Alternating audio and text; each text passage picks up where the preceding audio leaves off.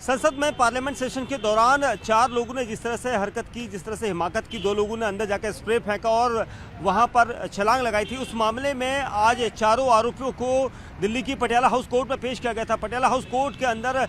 उनकी तरफ से दलील दी गई थी, दिल्ली पुलिस की तरफ से, कि इन सभी के लिए जिस तरह की इन्होंने हरकत की है वो काफ़ी सदन की गरिमा को ठेस पहुँचाई है। साथ ही पैम्पलेट फेंक कर कुछ जताना चाहते थे, किसी संगठन से तो इन लोगों की भूमिका नहीं है। इस पूरे मामले पर अभी इन्हें मैसूर के अलावा लखनऊ और मुंबई की तरफ लेकर जाना है, क्योंकि लखनऊ से ये बताया जा रहा है कि इन्होंने 2 जोड़ी जूते भी वहाँ से खरीदे थे और उन्हीं जूतों में को खास तौर से जो स्प्रे कलर था उसको छुपाने के लिए इनकी कोशिश थी। और ये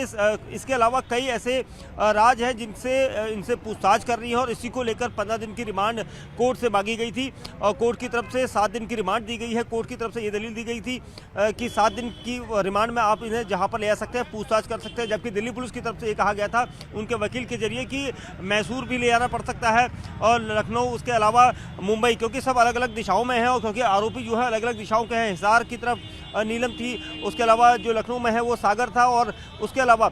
जो कर्नाटक का मनोरंजन डी था। ये सभी लोग अलग अलग दिशाओं के हैं, अलग अलग राज्यों के थे और इसमें समय लग सकता है क्योंकि पूछताछ में कई सारी डिटेल्स निकालनी है। कॉल डिटेल्स के अलावा जो डॉक्यूमेंटेशंस हैं वो निकालने हैं, वेरिफिकेशन करना है कि किसी संगठन से तो नहीं मिले थे, क्योंकि जिस तरह की घटना हुई है ये एक आतंकी संगठन से रिलेटेड भूमिका इस तरह की मानी जा सकती है और इसके पीछे का असली सच यहाँ पर जानना है। और इसी को लेकर दिल्ली पुलिस की स्पेशल सेल की तरफ से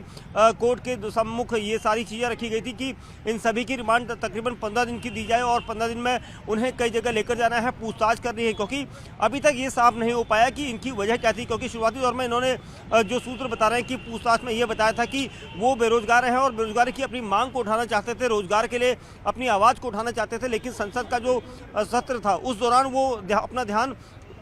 वहाँ लोगों का ध्यान खींचना चाहते थे। और जिस वक्त ये पूरा घटनाक्रम हुआ था संसद के अंदर, पार्लियामेंट के अंदर दोनों लोग घुसे थे, तो उस वक्त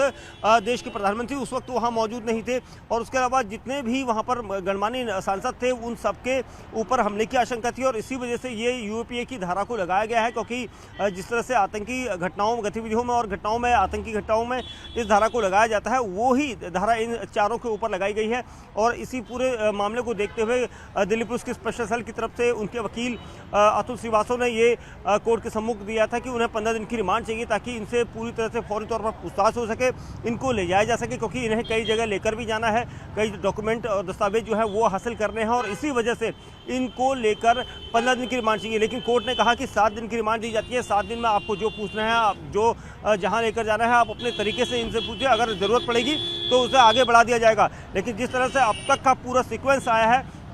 ये काफ़ी महत्वपूर्ण है, क्योंकि अभी भी इसमें कुछ गिरफ्तारियां और होनी है, जिसमें ये कहा जा रहा है कि जिस शख्स के घर में गुरुग्राम में विक्की उर्फ विशाल नाम का जो युवक था जिसके घर में ये लोग वहां रहे थे और उसी जगह पर मीटिंग की गई थी। मीटिंग करने के अलावा कई सारी चीज़ें थी, क्योंकि नेटवर्क इन्होंने काफ़ी पहले से बनाया हुआ था, कई तकरीबन 1.5 साल पहले मिले थे। उसके बाद 9 महीने पहले इन्होंने पूरी प्लानिंग की थी कि कैसे संसद के अंदर अपनी जो घटनाक्रम को अंजाम देने की साजिश को रचा गया था। लेकिन ये यहाँ पर पता लगाना है, दिल्ली पुलिस की जो काउंटर इंटेलिजेंस सेल है वो ये पूछताछ करना चाहती है कि आखिर इसके पीछे कौन लोग हैं, किसकी ये पूरी साजिश थी, क्योंकि इसके पीछे कई लोग हो सकते हैं, आतंकी घटनाओं को अंजाम देने के किसी संगठन के साथ ही जुड़े हो सकते हैं। ऐसी यहाँ पर जो जानकारियाँ जुटाने की कोशिश दिल्ली पुलिस की स्पेशल सेल करेगी और इसीलिए वो चाहती थी कि तकरीबन 15 दिन जो है उन्हें कस्टडी के मिल जाए और उसमें वो फौरी तौर पर पूरी पूछताछ कर सके। लेकिन फिलहाल 7 दिन का वक्त उन्हें मिला है और 7 दिन में ही उन्हें ये सारी जानकारियाँ जुटानी होंगी, क्योंकि अगर वक्त रहते और समय लगेगा तो कोर्ट से वो आगे इस बेल को, जो इस